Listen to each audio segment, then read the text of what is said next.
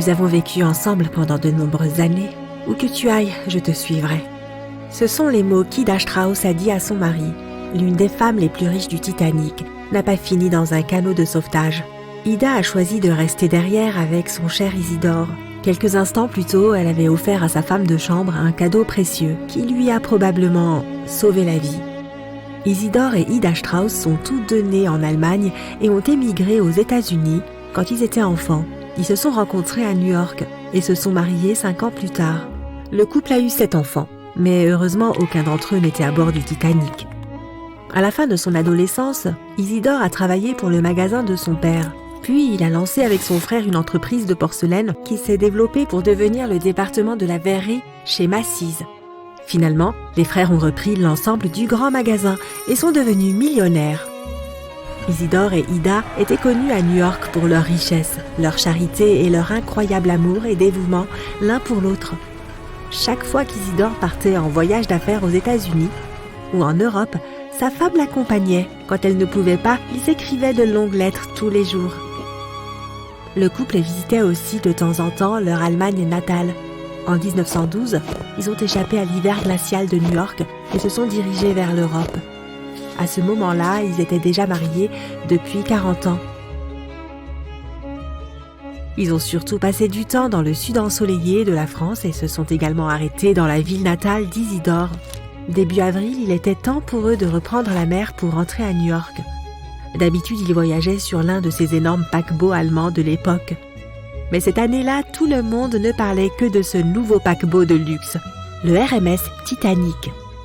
Ils n'ont pas pu résister et ont immédiatement acheté des billets de première classe. Le 10 avril, ils sont montés à bord du tout nouveau navire de la White Star Line pour un voyage qui s'annonçait grandiose. Ida et Isidore ont obtenu l'une des 39 suites privées situées au sommet du navire.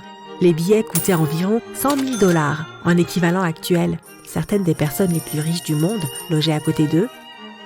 Les Strauss passaient leur soirée à dîner devant un orchestre, dans une salle remplie de meubles chics et de boiseries coûteuses. Ils jouaient aux échecs et au backgammon, fréquentaient la salle de sport, la piscine et même les cours de squash dont disposait le navire. Ce luxe n'a cependant pas duré longtemps. La nuit du 14 avril, le navire a eu son accrochage avec l'iceberg le plus célèbre de l'histoire. Les passagers ont ressenti une légère secousse, un petit grondement, rien de plus. Personne ne s'est rendu compte qu'il courait un quelconque danger. Les passagers ont même commencé à se lancer des boules de neige fabriquées à partir des morceaux de glace tombés sur le pont. Les officiers du navire ont dit à tout le monde que tout irait bien. Quelques instants plus tard, le capitaine Edward Smith a annoncé qu'il était temps d'enfiler les gilets de sauvetage et de monter dans les canots. Au nombre de 20 seulement, ils étaient tous rangés sur le pont supérieur. Il aurait pu y en avoir plus, mais les concepteurs du navire avaient pensé que cela donnerait un aspect trop désordonné au pont. Il y avait d'ailleurs un exercice d'évacuation de sauvetage prévu ce jour-là, mais à la place, ils ont dû faire face à une véritable situation d'urgence. En gros, seuls les passagers de première classe allaient pouvoir monter sur ces canots de sauvetage. Les Strauss ont quitté leur suite privée et ont attendu les instructions de l'équipage. Beaucoup d'entre eux étaient encore confiants. Ils ont dit aux passagers de ne pas perdre leurs billets, ils en auraient besoin lorsque tout le monde serait de retour à bord. Mais cela n'allait bien sûr jamais arriver. Le navire était déjà en train de sombrer. L'équipage a annoncé que les femmes et les enfants embarqueraient en premier. Les Strauss se trouvaient à côté du canot de sauvetage numéro 8. On a proposé à Monsieur Strauss, qui avait 67 ans à l'époque, de s'asseoir avec sa femme en raison de son âge. Il a refusé en disant qu'il n'était pas trop vieux pour se sacrifier pour une dame. Il voulait attendre et s'assurer qu'aucune femme ou enfant ne soit laissée derrière. Ellen Bird, la nouvelle femme de chambre d'Ida, a hésité avant de monter sur le canot de sauvetage. Mais Ida lui a dit d'y aller. Il y avait encore de la place pour Ida. Et les autres femmes de première classe lui criaient de se joindre à elle. Il fallait environ 10 minutes pour charger chaque canot. Et c'est le temps qu'Ida a eu pour choisir son destin. Elle a enlevé son magnifique manteau de vison et l'a tendu à sa servante qui frissonnait. Ida a dit qu'elle n'en aurait plus besoin. Mais le canot de sauvetage ne voulait pas partir sans elle. Les marins ont essayé de l'attraper et de la forcer à monter dans le bateau. Pendant ce temps, l'orchestre du Titanic jouait encore un air entraînant en arrière-plan. C'était ubuesque. Ida s'est arrachée aux mains des marins et est restée sur le pont. Isidore la suppliait de partir. Elle a refusé de le quitter, quoi qu'il arrive. Tous les survivants du canot de sauvetage numéro 8 se sont souvenus de ses dernières paroles sur le véritable amour face à la tragédie. Nous avons vécu ensemble pendant de nombreuses années. Où que tu ailles, je te suivrai. » Il a fallu 1 heure entière pour que le premier canot de sauvetage plonge dans l'eau glacée. Le dernier souvenir du Titanic pour de nombreux passagers était Isidore et Ida debout et main dans la main sur le pont. Plus de 200 passagers de première classe ont survécu. Certains d'entre eux ont dit que les Strauss étaient assis paisiblement dans 2 chaises longues, se tenant la main, attendant simplement leur sort. Les 25 passagers du canot de sauvetage numéro 8 ont passé le reste de la nuit à ramer pour se mettre en sécurité. Ils poursuivaient ce qu'ils pensaient être les lumières d'un navire. Il s'est avéré que le navire de sauvetage est arrivé de la direction opposée.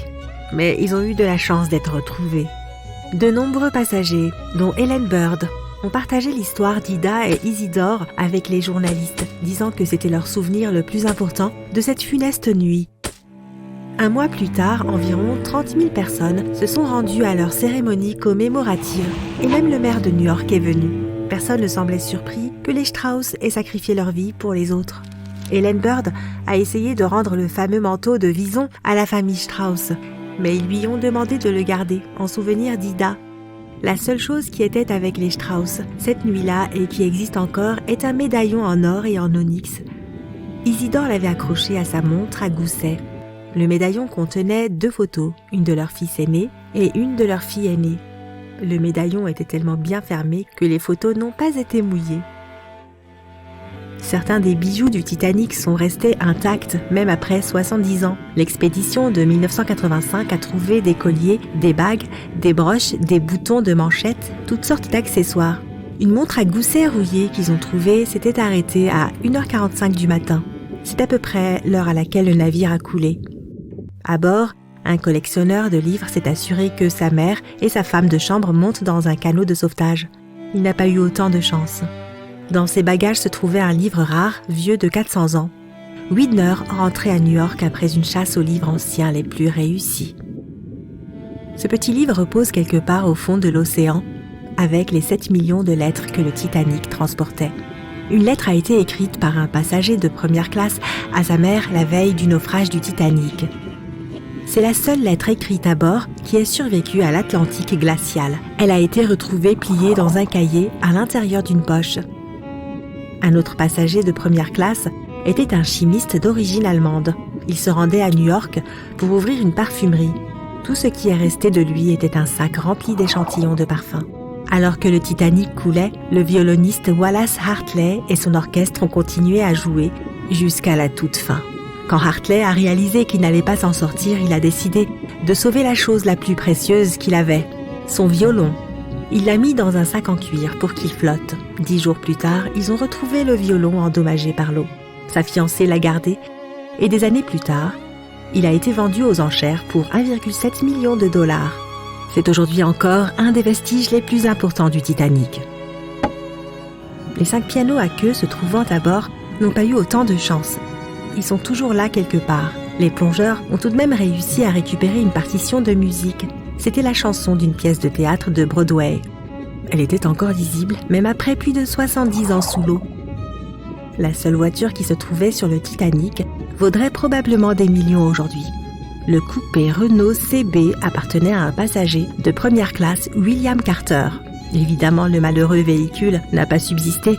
Carter et sa famille ont survécu à cette terrible nuit et ont même déposé une réclamation de 5 000 $ à leur assurance pour la voiture.